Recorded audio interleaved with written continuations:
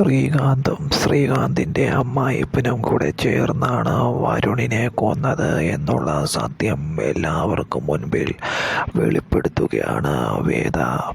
അതേ, വിക്രമിനെ കൊടുക്കാനും അതുപോലെ തന്നെ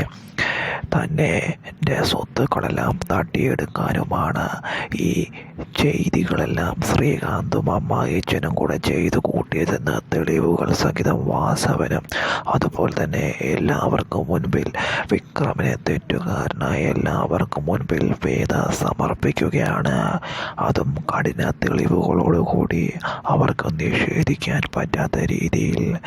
എന്തായാലും അധികം വൈകാതെ തന്നെ വിക്രമിനെ ഈ കുരുക്കിൽ നിന്നെല്ലാം ഓരണമെന്ന് തീരുമാനിക്കുന്ന വേദ അങ്ങനെ വിക്രമിനെ രക്ഷിക്കാനും അതുപോലെ തന്നെ അവരെ പൂട്ടാനുള്ള തെളിവുകൾ സംഘടിപ്പിച്ച് അങ്ങനെ എല്ലാവർക്കും മുൻപിൽ വിക്രമിനെ നിരപരാധിയാക്കുകയാണ് ചെയ്യുന്നത്. ശ്രീകാന്താണ് അതുപോലെ വാസവൻ്റെ മകനെ കൊന്നത് എന്നറിയുന്ന വർഷയ്ക്ക് അത് താങ്ങാൻ കഴിയുന്നില്ല. ശ്രീകാന്തിനെ കൊല്ലാൻ വർഷ തുനിഞ്ഞിറങ്ങുകയാണ് ചെയ്യുന്നത്.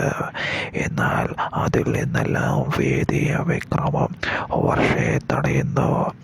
എന്തായാലും അധികം വൈകാതെ തന്നെ ഈ മറച്ചു വെച്ച സത്യങ്ങൾ വേദ വെളിപ്പെടുത്തുമ്പോൾ വാസവൻ ശ്രീകാന്തിനും അവൻ്റെ അമ്മായിപ്പനും നേരെ തിരിഞ്ഞ് അവരെ